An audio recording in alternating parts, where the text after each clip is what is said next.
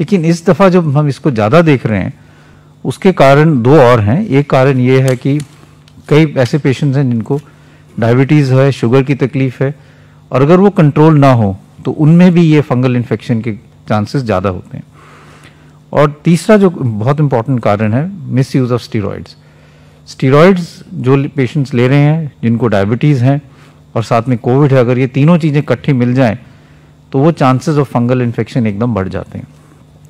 इसलिए इसको रोकने के लिए सबसे पहले तो मिस यूज़ ऑफ स्टीरॉयड जो है वो हमें कम करना पड़ेगा। और जैसे पहले भी कहा था कि जो पेशेंट जिनको माइल्ड डिजीज़ है, जिनको ऑक्सीजन की ज़रूरत नहीं है और जिनको अर्ली स्टेज में जो कोविड इन्फेक्शन है, उनमें स्टीरॉयड्स देने से नुकसान ज़्यादा है, फ़ायदा कोई नहीं है। जो रिकवरी ट्रायल है उसने भी यही दिखाया था कि अगर हम स्टीरॉयड्स माइल्ड पेशेंट्स में देते हैं तो मॉर्बिडिटी और mortality because of secondary infection ज़्यादा होता है।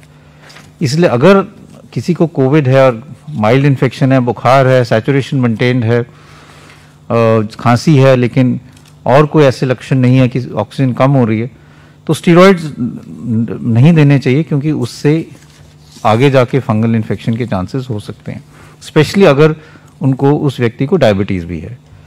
दूसरा है डायबिटीज़ या शुगर कंट्रोल, वो बहुत ज़रूरी है, क्योंकि जिन लोगों का शुगर कंट्रोल नहीं होता उसमें ये फंगल इन्फेक्शन ज़्यादा पाया जाता है।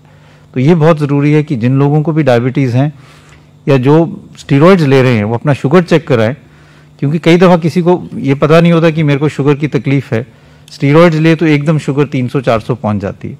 तो इसलिए अपना शुगर भी मॉनिटर करें, और अगर डायबिटीज़ है तो और भी ज़्यादा ज़रूरत है कि जब कोविड इन्फेक्शन है या आप स्टीरॉयड्स ले रहे हैं तो शुगर को रेगुलरली मॉनिटर करें।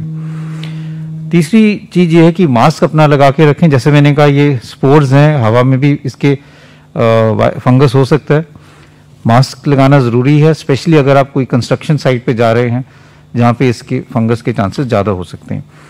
तो ये बहुत ज़रूरी चीज़ है कि अगर हम स्टीरॉयड ले रहे हैं तो उसको मिसयूज़ ना करें। दूसरा ये इंपॉर्टेंट चीज़ है, स्टीरॉयड्स का डोज जो है, हाई डोज स्टीरॉयड्स कई दफ़ा दिए जाते हैं, उसका भी कोई फ़ायदा नहीं है। डेटा यही कहता है कि mild to moderate dose steroids are good enough. अगर हम बहुत हाई डोज स्टीरॉयड्स देंगे तो शुगर भी बढ़ेगी, इन्फेक्शन के चांसेस भी बढ़ेंगे। तीसरा ये कि डेटा ये भी शो करता है कि 5 से 10 दिन तक मैक्सिमम स्टीरॉयड्स की ज़रूरत पड़ती है मेजॉरिटी ऑफ कोविड पेशेंट्स में। बहुत लंबे टाइम स्टीरॉयड्स देने से भी sugar control becomes more difficult, और ये जो फंगल इन्फेक्शन है इसके चांसेस भी बढ़ जाते हैं। तो मैं यही कहना चाहूँगा कि इनके केसेस अब ज़्यादा रिपोर्ट किए जा रहे हैं, and we must work aggressively कि हम इसके केसेस कम करें। और दूसरी ये भी इम्पॉर्टेंट चीज़ है कि इसको सस्पेक्ट जल्दी किया जाए, जिससे आगे जाके लॉस ऑफ विजन या और कोई सीरियस इन्फेक्शन ब्रेन में ना हो। तो इसलिए अगर आपको जब भी कोई पेशेंट डिस्चार्ज होता है तो जो मैंने लक्षण बताएं, अगर किसी को कोई भी ऐसे लक्षण हो तो डॉक्टर से ज़रूर संपर्क करें, अपना शुगर कंट्रोल करें, और अपनी स्टीरॉयड्स अगर अननेसेसरी हैं तो उसको बंद करना।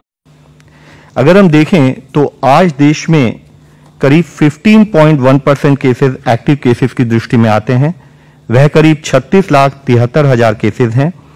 देश में रिकवरी अराउंड 83.8% हो चुकी है। 2 करोड़ से अधिक लोग रिकवर होकर घर पर वापस जा चुके हैं। यहां मुख्य विषय हम आप लोगों की दृष्टि में लाना चाहेंगे कि हम पिछले 12 दिनों से एक्टिव केसेस में एक कमी देख रहे हैं। 3 मई में जो कि 17.13% एक्टिव केसेस थे, वह घटते घटते अब 15.1% हो चुके हैं। इसी तरीके से 3 मई से एक रिकवरी में भी हम एक ग्रोथ देख रहे हैं, जहां हमारी रिकवरी परसेंटेज ओवरऑल अराउंड 81.7% थी, वह बढ़ते बढ़ते 83.83% के करीब हो चुकी है। पिछले ऑलमोस्ट 4 से 5 दिनों में हम देखते हैं कि हमारे रिकवर्ड केसेस एक्टिव केसेस से बढ़कर आ रहे हैं, और हमारी एवरेज वीकली रिकवरी में भी 11% इंप्रूवमेंट हुआ है, जो कि करीब 3,20,000 था, वह बढ़कर 3,57,000 केसेस हो चुका है। एक और दृष्टि से अगर हम डेटा को एनालाइज करें तो पाते हैं कि 75% हमारे केसेस अभी भी 10 स्टेट से आ रहे हैं, और 80% एक्टिव केसेस 12 स्टेट्स में हैं। साथ ही एक पॉजिटिव डेवलपमेंट यह भी है कि कंटेनमेंट एफर्ट्स के द्वारा फील्ड में हम इंप्रूवमेंट पा रहे हैं, और देश की पॉजिटिविटी पिछले ओवरऑल देश की वैक्सीन कवरेज देखें तो पाते हैं कि हमारे देश ने जो अब तक वैक्सीनेशन कवर किया है उसमें 18 करोड़ डोजेज दी जा चुकी हैं, जिसमें people above 45 years of age 13.74 crore doses, health care workers 1.62 crore doses, इसी तरह से फ्रंटलाइन वर्कर्स 2.25 करोड़ डोजेज, और वह आयु वर्ग 18 से 44 जो आयु वर्ग है उसमें करीब 42.59 लाख डोजेज दी जा चुकी हैं।